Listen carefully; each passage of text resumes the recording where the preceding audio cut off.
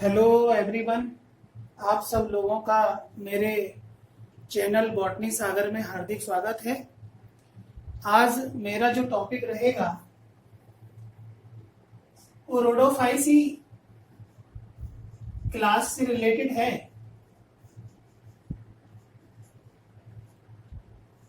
और इस क्लास में रेड एल्गी आते हैं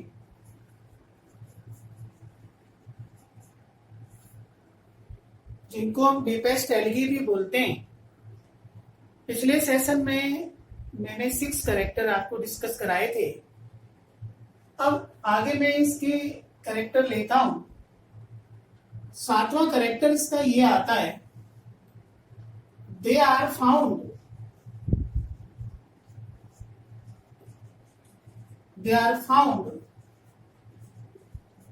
at both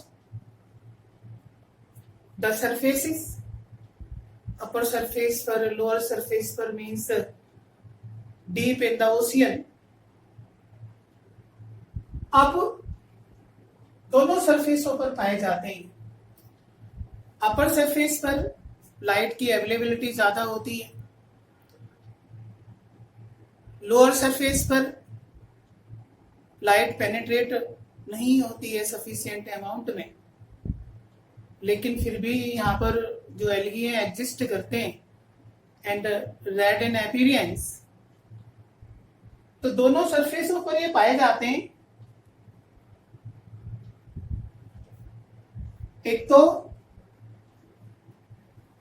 well light reason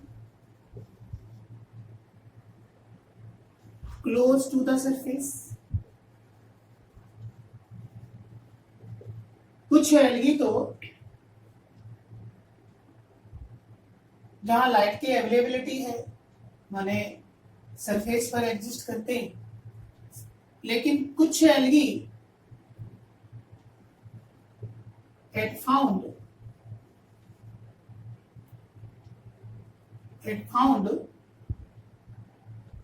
in deep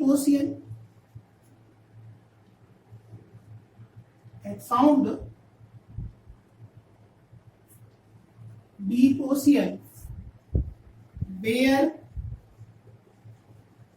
light availability is low,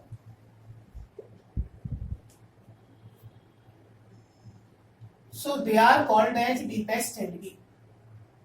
तभी इनको डीपेस्ट एल्गी हम बोलते हैं। मीन्स कुछ एल्गी तो वेल लाइटेड रीजन में मिलते हैं, वेल लाइटेड रीजन में क्लोज टू द सरफेस, और कुछ algae are found in deep ocean where light availability is low, means low light penetrates, so they are known as deepest algae। तभी इनको क्या बोला जाता है? डीपेस्ट एल्गी बोला जाता है। एक्चुअली में ये देखा गया है कि red algae appear red when they are found in deep water because of excess amount of phycoerythrin than chlorophyll। When they grow in shallow water, they appear blue due to more abundance of chlorophyll or other pigments than phycoerythrin, so they appear blue, due to which they show change in the color when they enter from surface to the depth। This change in the coloration is known as chromatic adaptation or also known as Gaudy-Cope's phenomena। तो ये गैडी-कोप्स phenomena है कि red algae show करते हैं। Red algae इस phenomena को क्या है, शो करते हैं। और हम ये कह सकते हैं कि colour of red algae changes according to the depth। color of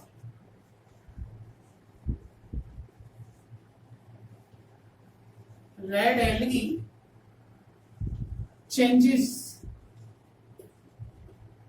according to the depth.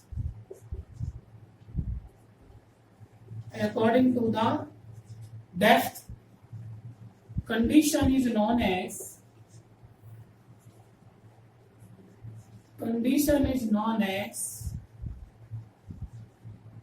Gadukop's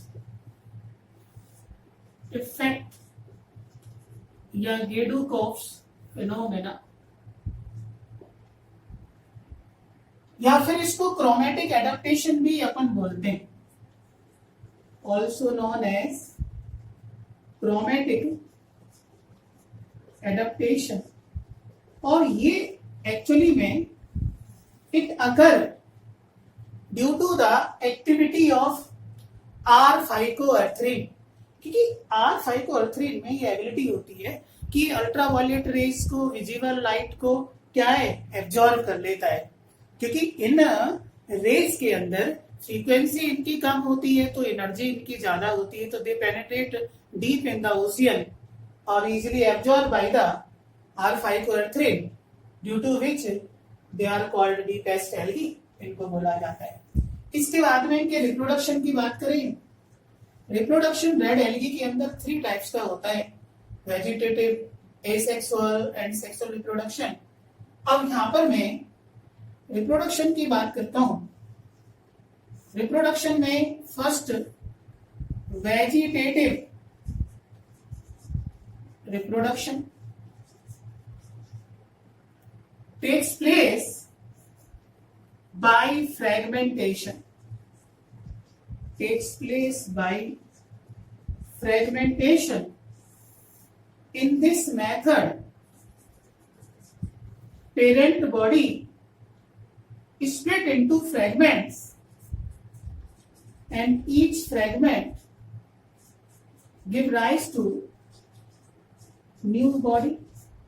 ये इसका कंसेप्ट है. और जनरली सभी एल्गी वेजिटेटिव रिप्रोडक्शन शो करते हैं और वो फ्रेगमेंटेशन मेथड कॉमन होता है. इसके बाद सेकंड रिप्रोडक्शन की बात करें, asexual reproduction takes place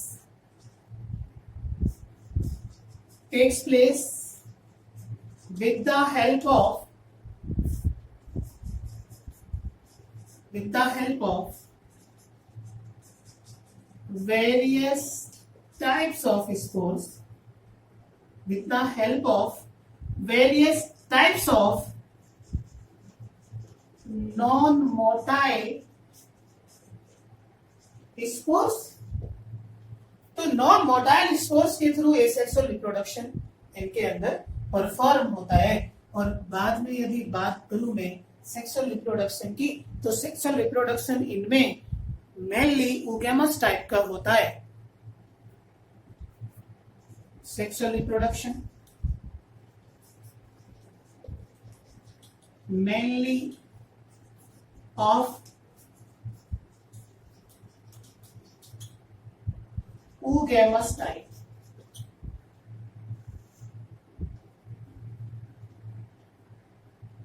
Sexual reproduction mainly of oogamous type. इसके बाद इनके सेक्स ऑर्गनों की बात करें, oogamous type, and takes place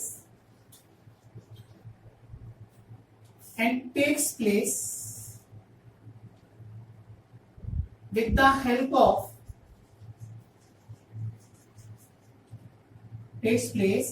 help of non-motile gametes. Means we can say that motility in the case of red algae is completely absent due to absence of flagellation. तो flagellation इनके अंदर नहीं दिखती है, ना तो ये सेक्सुअल रिप्रोडक्शन में और ना ही सेक्सुअल रिप्रोडक्शन में. यही इनका एक यूनिक कैरेक्टर भी है. ठीक है, तो sexual reproduction mainly of oogamous type and takes place with the help of non motile gametes, non motile gametes. ठीक है, तो इस तरीके से इनके अंदर सेक्सुअल रिप्रोडक्शन होता है। और एक ये भी है कि इन एल्गियों के अंदर जो पोस्ट फर्टिलाइजेशन डेवलपमेंट है वो कॉम्प्लिकेटेड होता है। ठीक है, तो अगला कैरेक्टर हम ये लिख सकते हैं कि रोडोफाइसी के मेंबरों में जो पोस्ट फर्टिलाइजेशन डेवलपमेंट है वो कॉम्प्लिकेटेड होता है।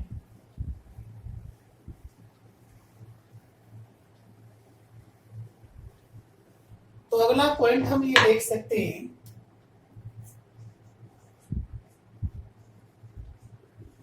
पोस्ट फर्टिलाइजेशन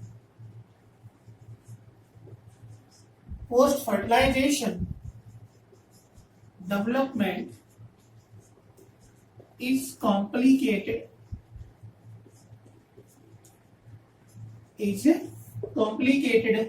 ये भी इनका एक कैरेक्टर है। और रोडोफाइसी में एग्जाम्पल की बात करें तो एग्जाम्पल इसमें जो आते हैं वो मैं बता रहा हूं पहले, एनसीईआरटी वाले। पोरफायरा जिसको हम क्या कहते हैं कि ये एडिबल एल्गी है, मींस इसको अपन खाने में भी यूज कर सकते हैं। दूसरा Polysiphonia,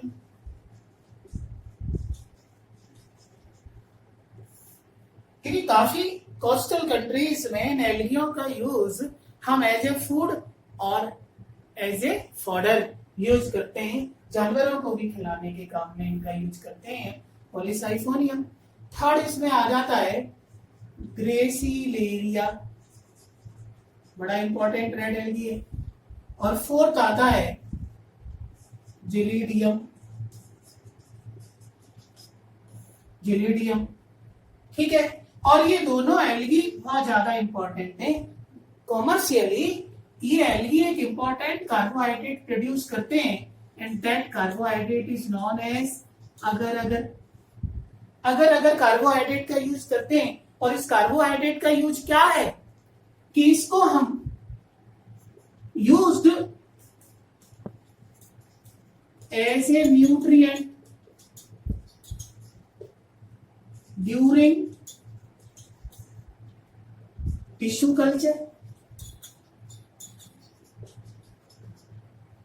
used as a nutrient during tissue culture, also helps in the preparation of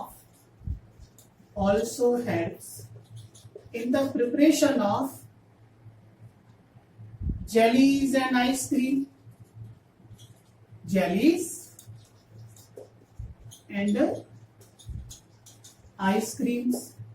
तो जेली और आइसक्रीम बनाने में भी इसका हम यूज करते हैं।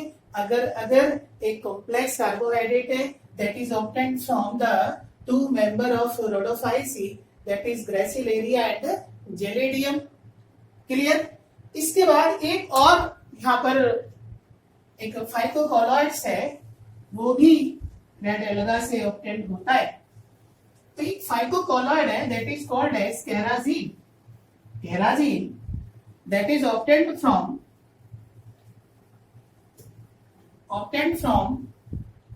an red alga, that is Chondrus crispus।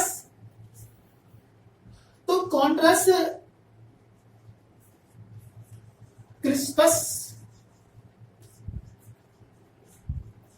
एक रेड एल्गा है और ये ऑब्टेंड करता है एक very important phycocolloids that is called as carrageenan. और कैराजिनिन का जो यूज है वो काफी होता है फूड इंडस्ट्रीज में ये इसका काफी यूज होता है। दूसरी हम बात कर सकते हैं कि कैराजिन से मेडिसिन में जो कैप्सूल है वो कैराजिन से प्रिपेयर होता है। तो capsule of medicines is prepared by केराजिन या केराजिनिन। ठीक है, तो जो आप मेडिसिन की कोटिंग देखते हैं कैप्सूल, ठीक है, वो केराजिन नामक फाइटोकोलॉइड से ऑब्टेन किया जाता है, जो इजीली डाइजेस्टेबल हो जाता है। तो इस तरीके से ये रोडोफाइसी के मेंबरों का डिस्कशन यहाँ पे कंप्लीट हो जाता है। और बाकी मैंने आपको कैरेक्टरिस्टिक्स फीचर इसके आपको बताए। तो नेक्स्ट मैं अब बात करता हूं economic importance of red algae या ओवरऑल एल्गी की बात करूं मैं। तो अगला मेरा पॉइंट आएगा economic importance of algae. Economic importance of algae.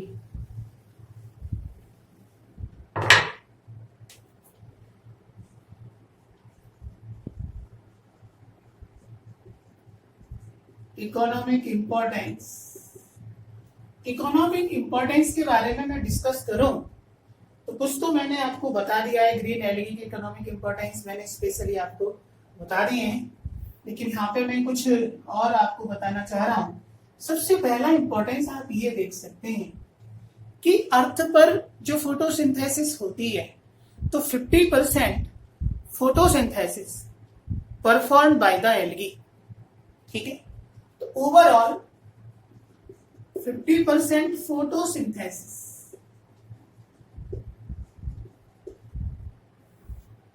performed by algae. Generally, algae releases oxygen in their immediate environment.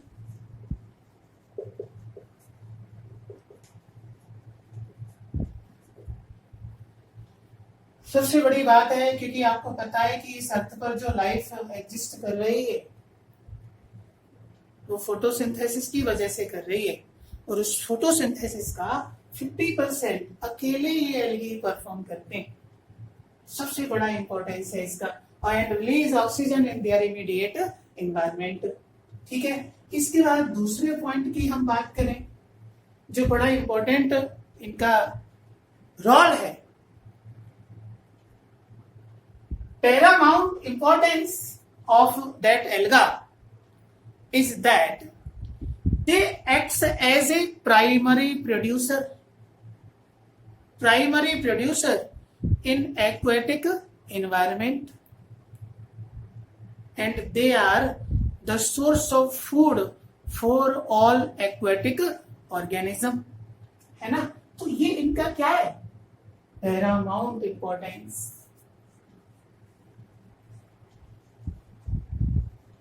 paramount importance of algae is that they acts as primary producer। They acts as primary producer in aquatic environment,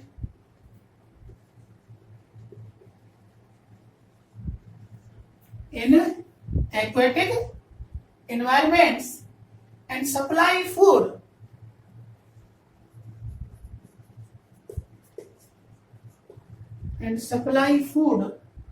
for all aquatic organism,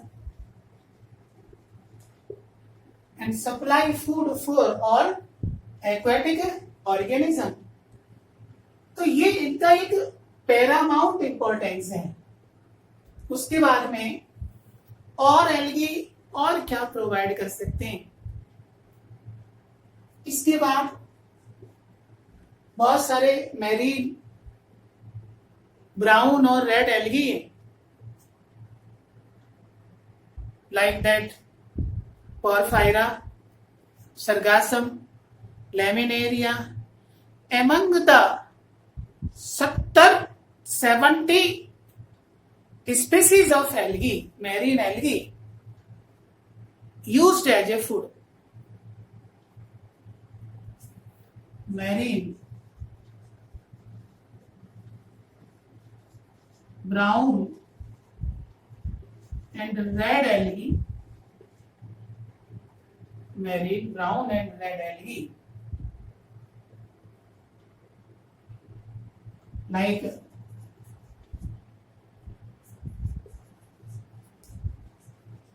Porphyra,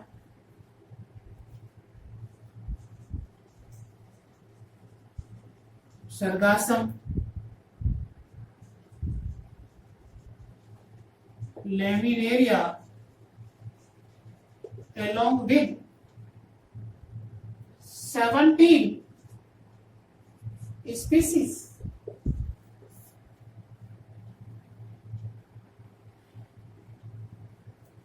used as food.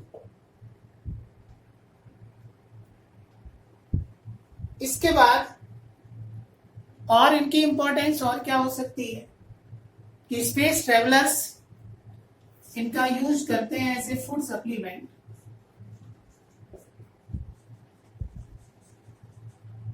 Space travellers इनको use करते हैं, used as food supplement because they are the source of protein and evolution of oxygen. So they used in the space. Example मैंने discuss किया था last lecture, last time भी. इसमें chlorella आता है जो कि एक यूनिसेल्युलर ग्रीन एल्गा है, एंड स्पाइरुलिना आता है जो कि एक ब्लू ग्रीन एल्गी है, स्पाइरुलिना.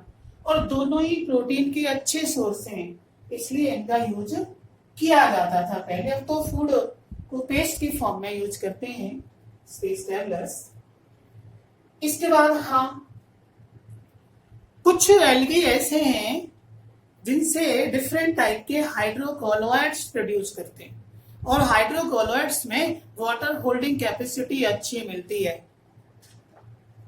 हाइड्रोकोलोइड्स में वाटर होल्डिंग कैपेसिटी अच्छी मिलती है, और इसके बाद में ये फिर पर्टिकुलर मीडियम को सॉलिडिफाई भी करते हैं, और इनका कन्फेक्शनरी में, फूड इंडस्ट्री में काफी यूज किया जाता है.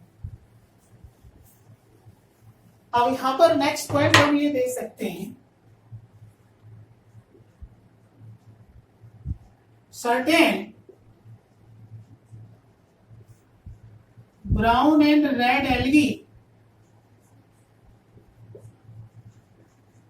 produces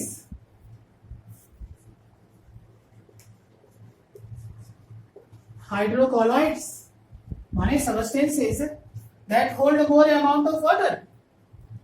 तो यहां ब्राउन एल्गी से बात करें, जैसे कि मैंने आपको डिस्कस किया था कि जो एल्जीन है एक फाइकोकोलॉइड है, हाइड्रोकोलॉइड है, obtained from brown algae. Okay, इसके बाद नेक्स्ट जो फाइकोकोलॉइड्स हैं जो रेड एल्गी से ऑब्टेन्ड होते हैं, वो मैंने आपको 3 बताए थे. अगर